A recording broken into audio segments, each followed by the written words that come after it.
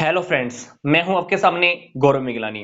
Topic start करने से पहले मैं आपको बता देता हूं कि आपके इसी चैनल पर 90% वीडियोस मैंने बोर्ड और मार्कर की हेल्प से एक्सप्लेन की हुई हैं, तो आप उन वीडियोस को इन प्लेलिस्ट के अंदर अच्छे से देख सकते हैं। तो अब हम जो केस डिस्कस करने जा रहे हैं वो केस बहुत ही सिंपल है। किरण इंडस्ट्रीज एक कंपनी है जो ऑफिस फर्नीचर में डील कर रही है।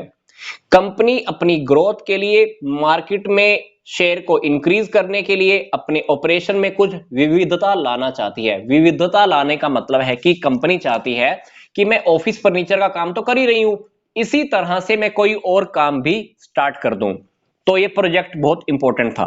कंपनी मार्केट में अपने शेयर को इंक्रीज करना चाहती है, ग्रोथ करना चाहती है, तो ये प्रोजेक्ट बहुत इंपॉर्टेंट था। कंपनी के सामने काफी सारे ऑल्टरनेटिव आए पर्पस को कंप्लीट करने के लिए। तो कंपनी ने क्या किया, एक मीटिंग की, मतलब ऑर्गेनाइजेशन के जितने भी मेंबर्स हैं ना, उन सबकी एक मीटिंग हुई है। मीटिंग में सारे ऑल्टरनेटिव्स को लेकर डिस्कस किया गया है, सबकी एवेल्युएशन हुई है। एवेल्युएशन करने के बाद मैनेजिंग डायरेक्टर जो कंपनी का है वो है सुखविंदर। सुखविंदर ने डिसाइड किया है कि हम ऑफिस फर्नीचर तो बना ही रहे हैं, हम क्या करेंगे, कुछ और भी अब ऐड कर देते हैं। क्या? होम इंटीरियर्स एंड फर्निशिंग का काम। मतलब हमारा ये बिजनेस एक्टिविटी का एक नया लाइन होगा। मतलब कंपनी ने क्या डिसाइड किया है कि ऑफिस फर्नीचर तो हम बना ही रहे हैं, इसके साथ साथ अब हम होम इंटीरियर्स एंड फर्निशिंग का काम भी स्टार्ट कर देते हैं। पूरा केस स्टडी करने के बाद हमको क्या बताना है, इस पूरे केस में हमको उस फ्रेमवर्क का नाम बताना है जो कंपनी डिसाइड करे, जिसकी वजह से कंपनी कॉम्प्लेक्सिटीज जो कंपनी को फेस होने वाली है उसका कंपनी सामना कर पाए। मतलब इस पूरे केस में हमें यह बताना है कि हम किस फ्रेमवर्क के अकॉर्डिंग काम करें।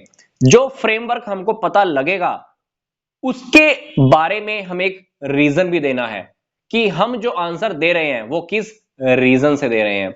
दूसरी बात जो हमको बतानी है, जो फ्रेमवर्क हमको यहां फाइंड आउट करना है उसकी दो लिमिटेशंस के बारे में बताने हैं। लिमिटेशंस के बारे में भी बताना है। जब हमने चैप्टर स्टडी किया था तो हमने देखा था कि ऑर्गेनाइजेशन का जो स्ट्रक्चर होता है वो फंक्शनल भी हो सकता है, डिविजनल भी हो सकता है। फंक्शनल स्ट्रक्चर हम कब फॉलो करते हैं, जब हमारे पास एक ही प्रकार का प्रोडक्ट होता है। पर अगर हमारे पास मेन प्रोडक्ट एक से ज्यादा है तो हमको दो डिवीजन बना लेनी चाहिए। यही बात इस कंपनी के अंदर भी है। इस कंपनी में ऑफिस फर्नीचर तो पहले से बन ही रहा है, अब हमारे पास एक मेन प्रोडक्ट और आ गया है। क्या? होम इंटीरियर्स एंड फर्निशिंग का। तो डेफिनेटली कंपनी को जो स्ट्रक्चर अब डिसाइड करना चाहिए वो होगा डिविजनल स्ट्रक्चर। डिविजनल स्ट्रक्चर जब जब हम बनाते हैं तो इससे क्या होगा, जितनी भी कॉम्प्लेक्सिटीज आएंगी, जो भी प्रॉब्लम हमारे सामने आएंगी उसका हम आसानी से सामना कर पाएंगे। क्यों? क्योंकि अब ऑफिस फर्नीचर का डिपार्टमेंट अलग हो जाएगा और जो होम इंटीरियर्स का जो हमने डिसीजन लिया है उसका डिवीजन अलग हो जाएगा। दोनों डिवीजन अलग अलग होने के बाद दोनों के काम अलग अलग हो पाएंगे। अदरवाइज क्या होगा, अगर हमने डिवीजन स्ट्रक्चर डिसाइड नहीं किया, ऑफिस फर्नीचर और होम इंटीरियर का काम अगर हमने इकट्ठा कर दिया तो क्या होगा, हर काम एक दूसरे के ऊपर डिपेंड होकर रह जाएगा। हम समझ ही नहीं पाएंगे ऑफिस फर्नीचर का काम पहले करें या होम इंटीरियर्स के काम को प्रायोरिटी दें। पर डिविजनल स्ट्रक्चर में क्या होता है, दोनों डिवीजन अलग अलग बन जाएंगी, डिसीजन लेने में आसानी होगी। जो भी डिसीजन होंगे वो फ्लेक्सिबल होंगे, इनिशिएटिव होंगे और जितने भी फंक्शंस होंगे वो इंडिपेंडेंट कर पाएंगे।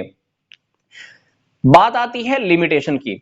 डिविजनल स्ट्रक्चर जब जब हम डिसाइड करते हैं तो क्या होता है, हमको दो अलग अलग डिवीजन बनाने होते हैं। अब दोनों डिवीजन के बीच में एक कॉन्फ्लिक्ट भी पैदा हो सकता है कि दोनों डिवीजन क्या करेंगे, मैक्सिमम प्रॉफिट अचीव करने की कोशिश करेंगे। वो कहेगा, ऑफिस फर्नीचर वाला जो डिवीजन होएगा वो सोचेगा कि मेरा प्रॉफिट ज्यादा हो। होम इंटीरियर वाला जो डिवीजन अब हम बनाने जा रहे हैं वो डिवीजन सोचेगा कि हमारा प्रॉफिट ज्यादा हो।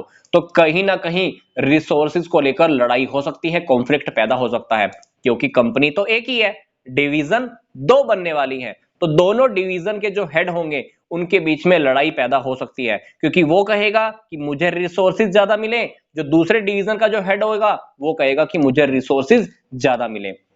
दूसरी जो लिमिटेशन है वो ये है कि हमारी डिविजनल स्ट्रक्चर बनने के बाद कॉस्ट ज्यादा आती है, क्योंकि हमें सिमिलर नेचर के फंक्शंस फिर से फॉलो करने होते हैं। प्रोडक्शन दो दो बार होगा, परचेज दो दो बार होगी, मार्केटिंग दो दो बार होगी, फाइनेंस का डिपार्टमेंट भी दो दो बार बनेगा, तो सारे काम डबल डबल होने स्टार्ट हो जाते हैं। तो हमको सिमिलर नेचर्स को, सिमिलर फंक्शंस को करने के लिए एक सेपरेट डिवीजन फिर से बनानी पड़ेगी।